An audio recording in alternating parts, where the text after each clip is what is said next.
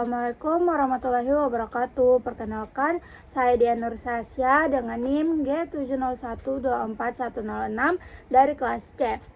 Di percobaan kali ini kita akan membahas tentang gugus kromoform, aksokrom, dan penentuan panjang gelombang maksimum dengan menggunakan spektrofotometer UV vis.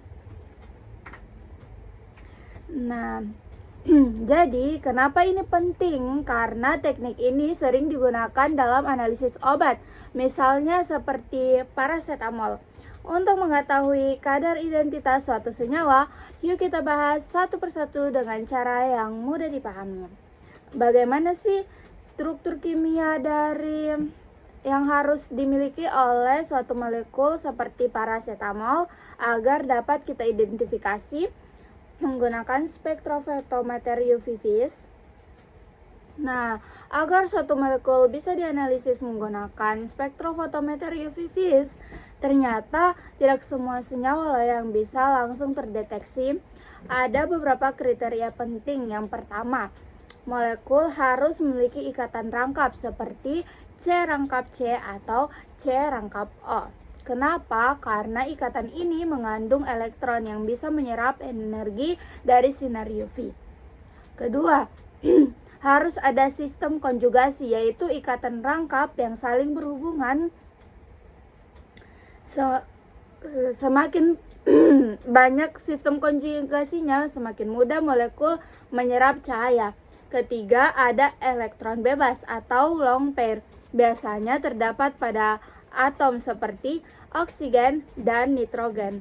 Contohnya adalah paracetamol. Dia memiliki cincin aromatik atau benzena, memiliki gugus karbonil C rangkap O, dan memiliki gugus OH. Semua ini membuat paracetamol bisa menyerap sinar UV dan dianalisis dengan spektrofotometer. Lalu, apa perbedaan fungsi dan ciri-ciri gugus kromoform dan aksokrom dalam proses identifikasi sampel? Nah, jadi dalam analisis UV vis ada dua istilah, yaitu kromoform dan aksokrom. Kromoform adalah bagian molekul yang bertanggung jawab terhadap penyerapan cahaya. Ciri-cirinya mengandung ikatan rangkap dan memiliki sistem konjugasi serta menyebabkan munculnya warna atau serapan UV. Sedangkan aksokrom adalah gugus yang tidak menyerap kuat sendiri tetapi bisa mempengaruhi kromofor. Ciri-cirinya memiliki pasangan elektron bebas, bisa memperkuat intensitas cahaya, dan juga bisa menggeser panjang gelombang. Contohnya adalah OH dan NH2. Aksokrom bisa membuat serapan menjadi lebih kuat dan bahkan menggeser panjang gelombang maksimum ke arah yang lebih besar. Lalu, bagaimana spektrofotometer mengidentifikasi perubahan struktur setelah penambahan NaOH pada sampel melalui fenomena penggeseran panjang gelombang ke arah yang lebih besar? Nah, sekarang kita bahas apa yang terjadi jika NaOH dimasukkan ke dalam sampel. Nah, NaOH adalah basa kuat sehingga bisa menyebabkan perubahan struktur kimia. Contohnya, struktur OH bisa berubah menjadi O. Ini meningkatkan jumlah elektron bebas dan sistem konjugasi menjadi lebih luas. Akibatnya, energi yang dibutuhkan elektron untuk berpindah menjadi lebih kecil dan panjang gelombang yang diserap menjadi lebih besar. Fenomena ini disebut dengan bathochromic shift atau pergeseran merah. Spektrofotometer akan mendeteksi perubahan ini sebagai pergeseran puncak serapan dari panjang gelombang lebih kecil ke lebih besar, menunjukkan bahwa struktur molekul mengalami perubahan.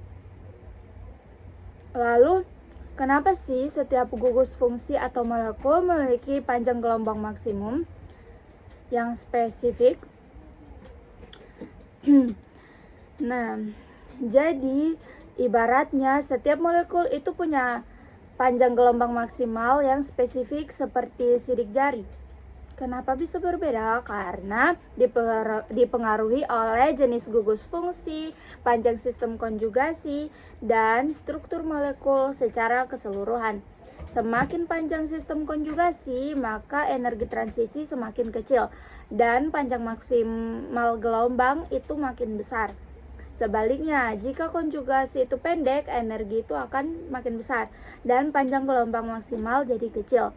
Jadi, setiap senyawa akan punya nilai panjang gelombang maksimal dan khas yang bisa digunakan untuk identifikasi. Lalu, bagaimana sih pengukuran kadar suatu sampel harus dilakukan pada panjang gelombang maksimum? Berdasarkan prinsip hukum Lambert-Beer. Nah, menurut hukum Lambert-Beer, absorbansi itu berbanding lurus dengan konsentrasi. Kalau kita ukur panjang gelombang maksimum, maka nilai absorbansi paling tinggi, sensitif paling baik, dan kesalahan pengukuran itu lebih kecil. Selain itu, perubahan kecil konsentrasi akan lebih mudah terdeteksi, dan hasil analisis lebih akurat dan presisi. Makanya, dalam praktikum, penentuan panjang gelombang maksimum itu langkah penting sebelum menentukan kadar suatu sampel. Jadi kesimpulannya, molekul bisa dianalisis UV vis jika punya sistem konjugasi. Kromorfom menyerap cahaya isokrom. Dan penambahan NaOH bisa menggeser panjang gelombang maksimum. Setiap molekul punya panjang maksimum khas, dan pengukuran terbaik dilakukan pada panjang gelombang maksimal. Semoga penjelasan ini bisa dipahami dengan baik. Terima kasih sudah menonton. Bye-bye.